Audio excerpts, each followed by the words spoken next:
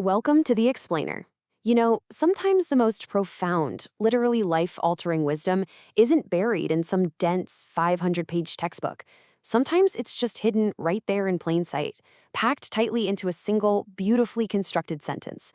Today, we're unpacking a piece of historical wisdom that genuinely has the power to completely rewire how you view your own trajectory, your setbacks, and honestly, your daily grind.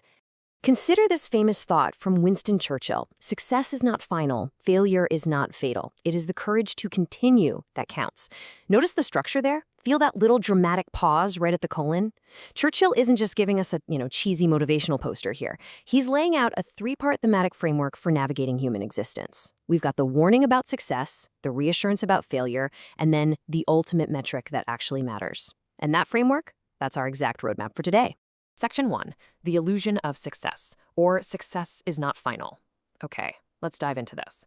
We're so culturally conditioned to view success as this ultimate endpoint, right? Like a happily ever after. But the myth that success is the end of the road clashes really hard with reality. Think about a super relatable goal. Let's say you spend months networking, grinding, and you finally land your absolute dream job. You pop the champagne. But then, come Monday morning, reality hits. The success of actually getting the job was literally just the next starting line for all the hard work required to keep it. And that brings us to a crucial concept to remember. The finish line is a mirage. If you treat an everyday success as a final resting place, it just leads to stagnation, which directly ties back to that first warning in the quote. Think about it. If you hit a big fitness goal and decide, great, I'm done, you are going to lose that progress faster than you can say couch potato. The world just keeps spinning. The exact moment you declare absolute victory and just park yourself, you actually start sliding in reverse.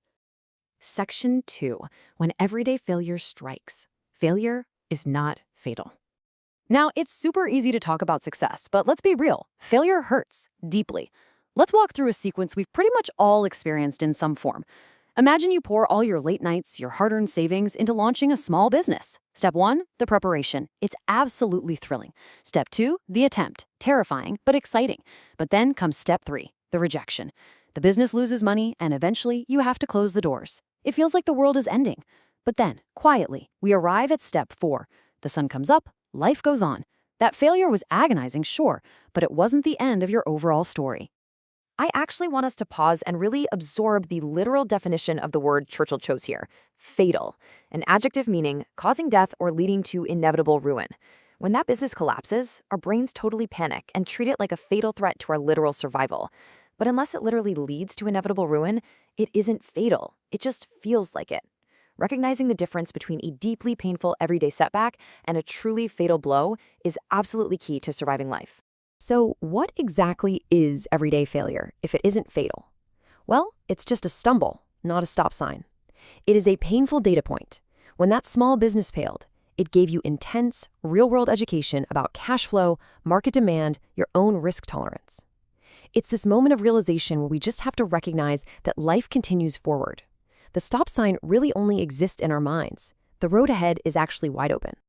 Section 3, the power of persistence. The courage to continue.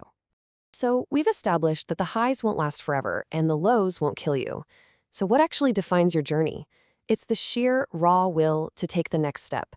Persisting provides 3 massive benefits. First, it builds resilience. Your psychological armor literally gets thicker with every stumble.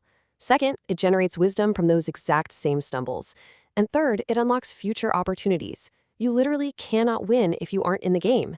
Pushing forward transforms all your past successes and failures into meaningful progress.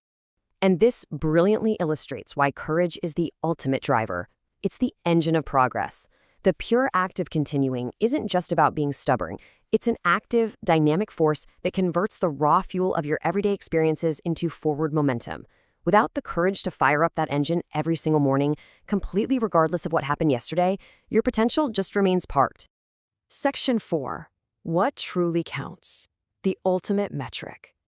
So the crucial point is, when we bring all these concepts together, this is exactly what Churchill is trying to teach us. If you look back at your life, the moments of pure, unadulterated success, they might make up roughly 10% of your time. The devastating failures, probably another 10%. So what is that massive 80% dominating your timeline? It's the Tuesday mornings, it's the daily grind. The vast majority of our journey isn't defined by the peaks or the valleys, but by our relentless courage to continue in between them. Which leaves us right here. If success isn't the end and failure isn't the end, what is your next step? If you accept that your latest win is just a new starting line and you accept that your worst failure hasn't ruined you, what are you going to do? The only thing that truly counts is what you decide to do right now, in this exact moment, to continue your story. Thanks for exploring this with me today. Now go take that step.